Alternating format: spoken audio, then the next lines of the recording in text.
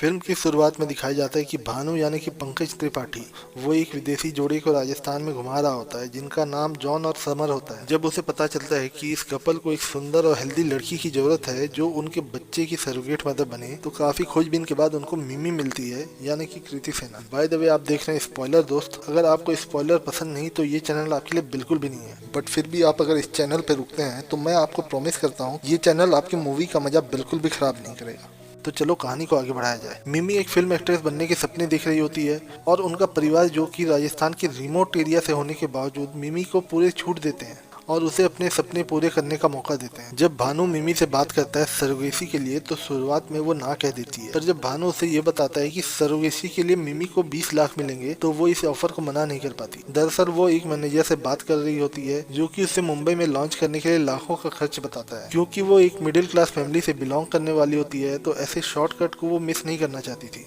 मिमी legal paper पे sign करती है और IVF प्रोसीजर से गुजरने के बाद मिमी प्रेग्नेंट हो जाती है। क्योंकि मिमी प्रेगनेंसी की बात अपने घर से छुपाना चाहती है इसलिए वो शूटिंग का बहाना बना के अपने दोस्त शमा के घर रहने चल देती है। इसके कुछ हफ्ते के बाद जॉन और समर मिमी से मिलने और पैसा देने आते हैं तो डॉक्टर उनको बताती है कि रूटीन चेकअप में उनको पता चला है कि बच्चे को डाउन सिंड्रोम है। इसमें बच्चे मेंटली चैलेंज पैदा होते हैं। जॉन और समर ये जानने के बाद भानु को कहते हैं कि उनको ये बच्चा नहीं चाहिए और जब ये बात मिमी को पता चलती है तो वो जॉन और समर को खोजने के लिए जाती है, लेकिन वो इंडिया से जा चुके होते हैं। क्योंकि मिमी एक छोटे से शहर से बिलोंग करती है जहाँ पे हर कोई एक दूसरे को जानता है, तो जब लोग उसे प्रेग्नेंट देखते हैं तो अब उसको घर जाना मजबूरी हो जाता है। जब वो घर जाती है तो उससे पूछा जाता है कि बच्चे का बाप कौन है, तो वो भानु का नाम लेती है, लेकिन भानु ऑलरेडी शादीशुदा है। ये जान के कि बच्चा भानु का है उसके माँ बाप को थोड़ी तो तसल्ली होती है। और फिर मिमी को एक बच्चा होता है, वो इसका नाम राज रखते हैं जो कि बहुत गोरा होता है और वो देखने में मिमी और भानु का बच्चा नहीं लगता। और इसी बीच भानु की रियल वाइफ का एंट्री होता है और इनका सीक्रेट नहीं रहता। मिमी को सच कहना ही पड़ता है, बट ये सच जाने के बाद सब इनको एक्सेप्ट कर लेते हैं। और भानु की पत्नी जो कि इतने गुस्से में होती है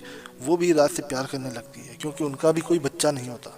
लेकिन देखते ही देखते 4 साल बीत जाते हैं। जॉन और समर को कहीं से पता चलता है कि मिमी ने अबॉर्शन नहीं करवाया और बच्चे में भी कोई डिफेक्ट नहीं है, तो इसलिए वो बच्चे को लेने आ जाते हैं। समर मिमी के सामने रोती है और उससे कहती है कि इन 4 सालों में उन्होंने सरोगेसी के लिए फिर ट्राई नहीं किया। और बड़ी मुश्किल से समेटी हुई मिमी की जिंदगी में वापस से प्रॉब्लम आ जाती है जब जॉन ये कहता है कि समर ने इन 4 सालों में सुसाइड करने की भी कोशिश की है और ये बच्चा वो लेके ही रहेगा क्योंकि वो अपनी वाइफ को मरने नहीं देना चाहता। और वो ये भी कहता है कि उसके पास वो एग्रीमेंट के पेपर भी हैं जिसमें ये लिखा है कि बच्चे को पैदा करने के बाद वो ये बच्चा जॉन और समर को देगी, लेकिन मिमी ऐसा करने से मना करती है। और जब मिमी के घर वाले वकील से इस बारे में कंसल्ट करते हैं तो उन्हें पता चलता है कि ये केस उनके फेवर में ही नहीं होगा और इस केस में बहुत पैसे लगेंगे और समय भी लगेंगे और इसके साथ जब भी पेशी होगी उसमें राज को कोर्ट जाना पड़ेगा। और ये सब सुनकर मिमी डिसाइड करती है कि वो राज को जॉन और समर के हवाले कर देगी क्योंकि उसे पता है कि समर को सच में बच्चा चाहिए और वो राज से प्यार भी करती है। रात में वो अपने बच्चे को कोर्ट कचहरी के चक्कर में डाल के उसका बचपन खराब नहीं करना चाहती और उसे ये भी पता है कि वो ये केस कभी जीत भी नहीं पाएगी।